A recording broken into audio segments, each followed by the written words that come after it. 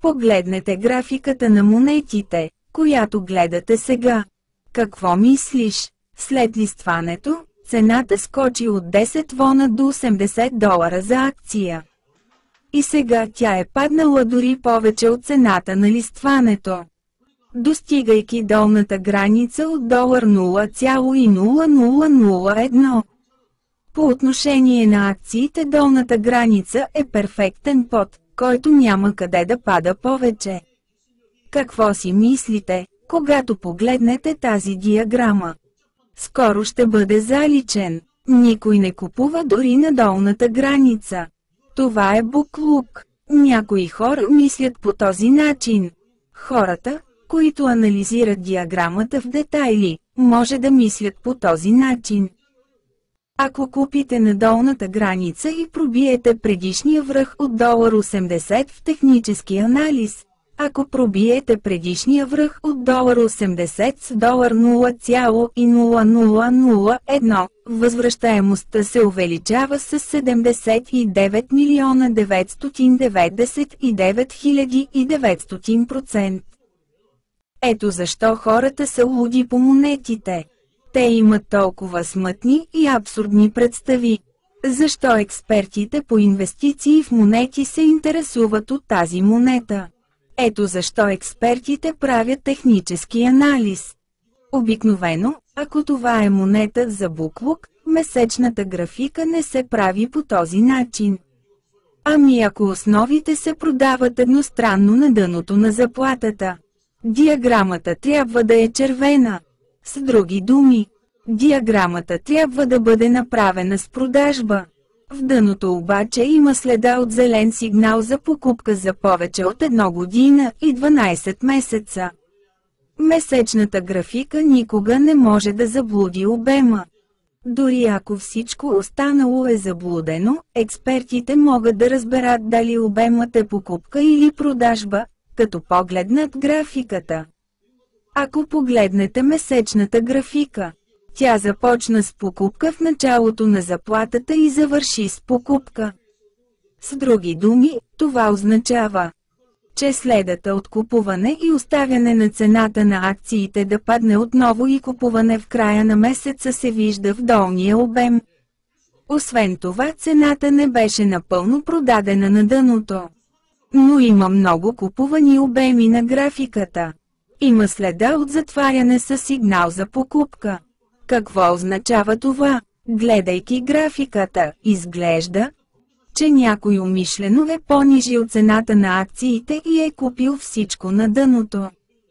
Всеки, който прави технически анализ, може да го види. Той обаче е на долната граница и е делистиран повече от година. Това е наистина труден запас за намиране.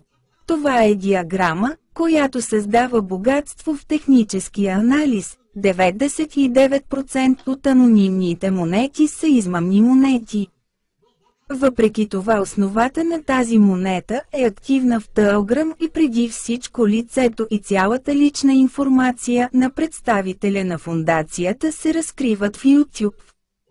А представителят на листната компания също управлява канал в YouTube. Обикновено измамните монети имат само бяла хартия, печатат монети и ги продават. Личната информация не се разкрива и няма телефонен номер. Въпреки това фондацията и представителят на тази монета активно управляват канал в YouTube и популяризират платформата TIPS всеки ден. Виждали ли сте някога регистриран представител на фондация да качва всякаква информация освен биткоин в света всеки ден? Тази монета вече е добивана безплатно в Корея преди 8 години. В момента платформата TIPS и тази монета са монети, управлявани от една и съща фондация. Ако сте гледали това видео, очаквайте го с нетърпение и проучете фондацията TIPS и видеоклиповете на представителя в YouTube за няколко дни. Резултатите от изследването съдържат неочаквани добри новини. Видеото на представителя на фондацията съдържа данни, че 99% от изброените циркулиращи монети вече са били възстановени от фондацията. Това е джакпот. Ако регистрираната компания беше измама, цялата щеше да бъде продадена и нямаше да има информация за компанията или информация за контакт, но тук личната информация на представителя на фондацията е напълно разкрита. Има данни, че 99% от изброените монети вече са извадени от фондацията. Какво е това? Вижте месечната графика, която споменах по-рано. Това е нещо, което техническият анализ никога не може да заблуди.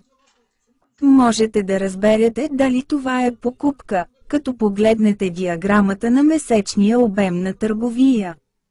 Ако продадоха всичко, никога не можете да ги заблудите. Като погледнете месечната графика с най-нисък обем на търговия. Сега, какво си мислите, когато погледнете тази диаграма? Не бъди алчен, дори и да бъде заличен от борсата. Няма голям риск за вашите активи. Купете само $100, ами ако Богът, в който вярвате, и късметът на небето се съчетаят, за да направят $0,0001 надвишаващи $80. Какво ще стане с живота ти? Откажете се от алчността и инвестирайте само $100. Защо фондация TIPS силно препоръчва да купувате? Това е бъдещата стойност на платформата TIPS. Платформата TIPS планира да изброи монети Кедия, които корейците купаят безплатно, и монети, които хората по света в момента купаят безплатно. Какво мислите за платформата TIPS?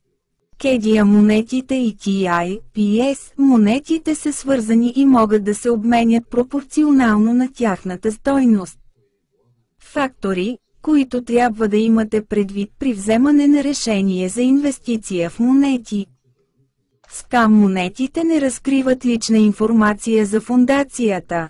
Ако гледате това видео и го направите своя собственост, ще живеете богат живот, без да се тревожите за пари. Късмет.